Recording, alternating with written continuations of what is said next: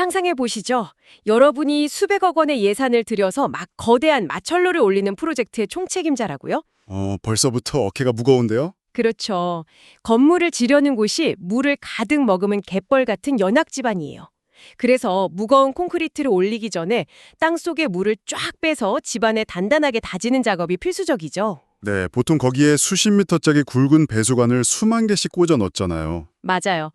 거대한 중장비로 배수관을 꽂아 넣고 이제 물이 시원하게 빠지기만 기다리면 되는데 정작 그 배수관을 꽂아 넣는 행위 자체가 땅속에 완벽한 방수벽을 만들어버린다면 어떨까요?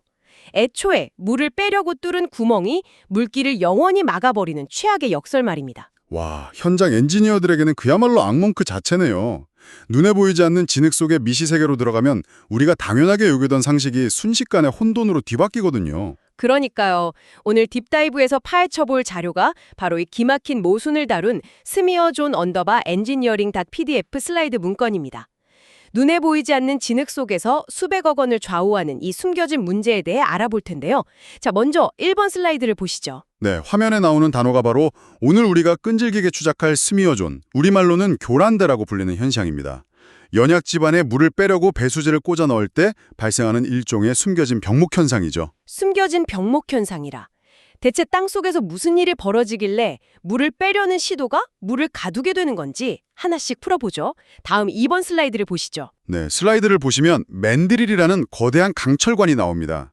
흐물흐물한 점토층에 얇고 유연한 플라스틱 배수제를 그냥 밀어 넣으면 꺾이거나 부러지니까요. 그러니까 두꺼운 껍데기 같은 보호관 안에 넣어서 박는 거군요. 맞습니다.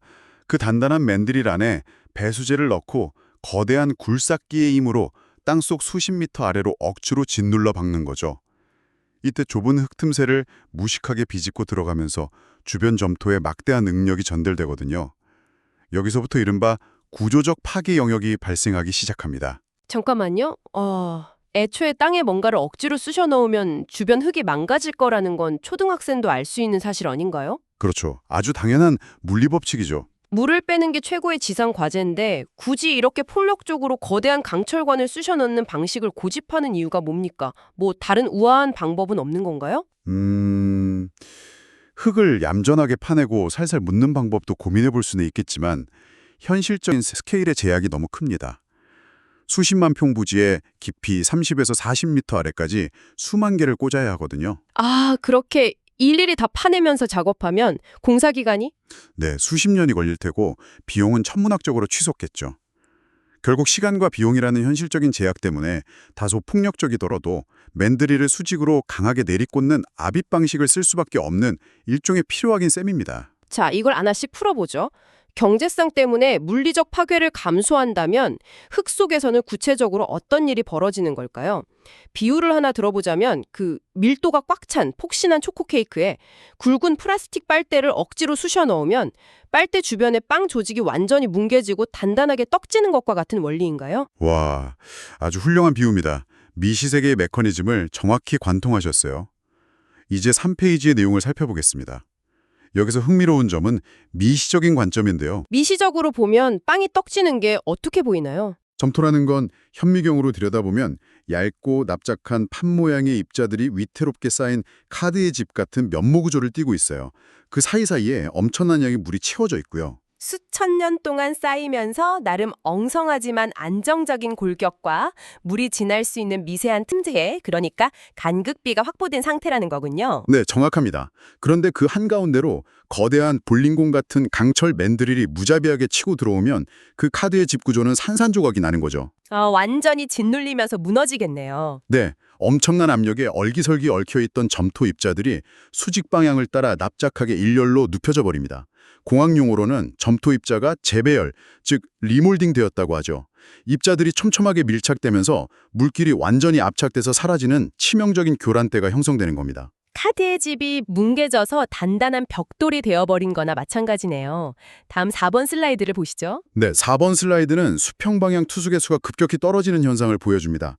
수평으로 물이 흘러와서 배수제로 쏙 빠져나가야 하는데 스미어전이라는 단단한 찰흙 장벽에 가로막히는 거죠. 물이 빠져나가야 할 길목에 물이 통과하지 못하는 거대한 배수 저항이 생겼다는 뜻이군요. 맞습니다. 원지반에 비해 스미어존 내부의 투수 개수는 극단적으로 낮아져서 물이 도달해야 할 최종 목적지 바로 앞에 완벽한 방수벽이 둘러쳐진 겁니다. 여기가 정말 흥미로워지는 지점인데요. 이어서 수치적인 스케일을 보여주는 5번과 6번 슬라이드를 같이 보시죠. 슬라이드에 나오는 경험적 데이터들을 보시면 이 상황이 실무에서 얼마나 절망적인지 아실 겁니다. 와, 교란대 직경이 우리가 꽂아놓은 관 크기의 무려 2배에서 3배에 달한다고요? 네, 지름 10cm짜리 강철관을 밀어 넣었다고 치면 파이프 주변으로 최대 30cm 두께의 거대하고 단단한 방수벽이 생기는 셈이죠. 세상에, 게다가 물이 빠지는 속도는 무려 2배에서 6배나 느려진다고 적혀 있네요. 애초에 물을 빼려고 구멍을 뚫었는데 그 행위 자체가 물길을 막아버리는 완벽한 모순이네요. 네, 6배나 들여진다는 건 공학적인 스케일에서 보면 물길이 완전히 틀어막혔다고 봐도 무방할 정도거든요. 배수 효율을 높이려고 엄청난 돈을 들였는데 효율이 6분의 1로 토막나버리니까요. 공사 현장에서 그냥 물이 좀 늦게 빠지네 하고 넘어갈 수준이 절대 아니군요. 이 현상이 얼마나 심각한지 수학적으로 분석한 7번 슬라이드를 보시죠. 네, 7번 슬라이드에는 한스보의 수정 안밀 방정식이 나옵니다. 복잡한 수식들은 차치하고 이 공식이 주는 결과는 아주 명확하고 냉혹합니다. 수식의 본질이 뭔가 저항이 엄청나게 증폭된다는 뜻이겠죠. 맞습니다. 스미어 이펙트에 의한 저항항 뮤 S가 직경비와 투수계수비에 비례해서 기하급수적으로 커집니다. 단순히 더하기가 아니라 저항승수로 작용해서 전체 안밀도를 확 떨어뜨리는 거죠. 기하급수적이라는 말이 공학이나 금융에서 제일 무서운 단어잖아요. 이제 8페이지의 내용을 살펴보겠습니다. 이 그래프가 모든 걸 말해주네요. 네, 이걸 더 큰 그림과 연결해보면요. 그래프에 표시된 지연 구간, 즉 델타 U를 잘 보셔야 합니다.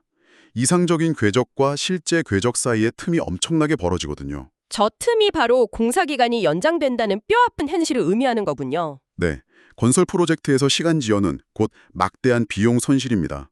거대한 중장비 수십 대의 하루 대여료, 수백 명의 인건비, 그리고 무엇보다 수천억 원 규모의 PF 대출이자가 매일 눈덩이처럼 불어나게 되니까요. 땅속에 미세한 흠 입자들이 짓눌렸을 뿐인데 그 나비 효과가 수백억 원의 비용 손실이라는 재앙으로 직결된다니 정말 소름 돋네요. 그래서 이 모든 게 도대체 무슨 의미일까요? 그냥 두 손 놓고 당하고만 있을 수는 없잖아요. 다음 9번 슬라이드를 보시죠. 궁학자들이 가만히 있을 리 없죠. 시공적인 측면에서 이 피할 수 없는 파괴를 최소화하는 스마트한 대처법들이 슬라이드에 나옵니다. 얇고 작은 맨드릴을 쓰고 단면도 원형이 아니라 마름 모형으로 바꾼다고 되어 있네요. 원형이 제일 부드럽게 들어가는 거 아닌가요? 아주 예리하십니다. 원형과는 흙을 360도 전 방향으로 똑같이 밀어내서 두꺼운 둥근 띠 모양의 방수벽을 만들거든요.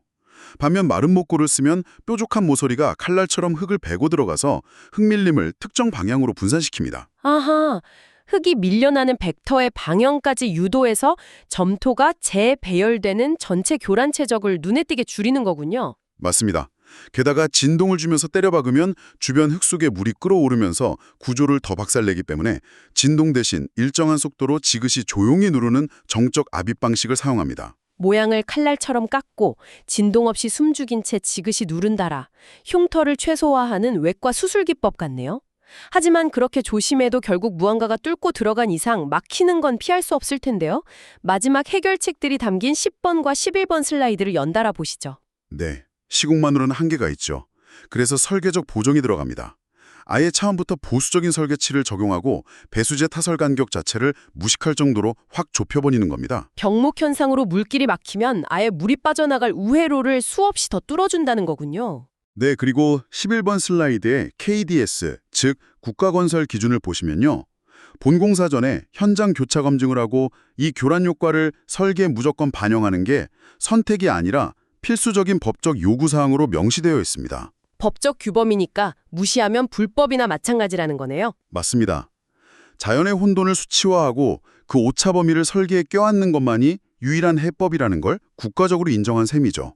10cm 파이프를 꽂을 때 생기는 30cm 지능 뭉침을 통제하기 위해 방정식을 풀고 법적 기준까지 세우는 과정이 정말 경이롭습니다.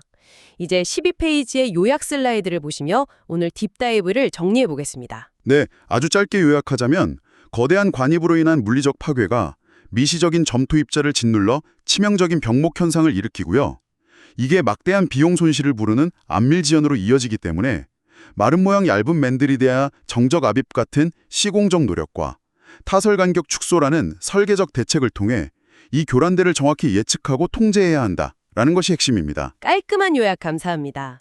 우리는 구름에 닿을 듯한 마천루와 거대한 인프라를 짓지만 그 모든 성공 여부는 우리 눈에 보이지도 않은 미세한 진흙 입자들의 재배열에 달려있다는 사실이 참 아이러니합니다. 정말 들여다볼수록 묘한 역설이죠. 여러분이 지금 추진하고 있는 프로젝트나 삶의 계획 속에도 성공을 위해 억지로 꽂아 넣은 배수제가 오히려 주변을 억누르며 성장을 막고 있는 스며조는 없는지 한번 고민해 보는 건 어떨까요? 아주 깊이 있는 질문이네요.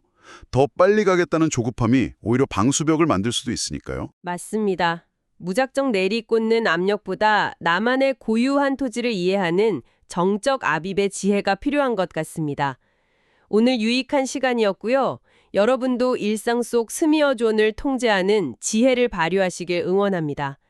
깊이 있는 탐구를 계속해 나가시길 바라며 오늘 딥다이브는 여기서 밝고 경쾌하게 마무리하겠습니다. 감사합니다.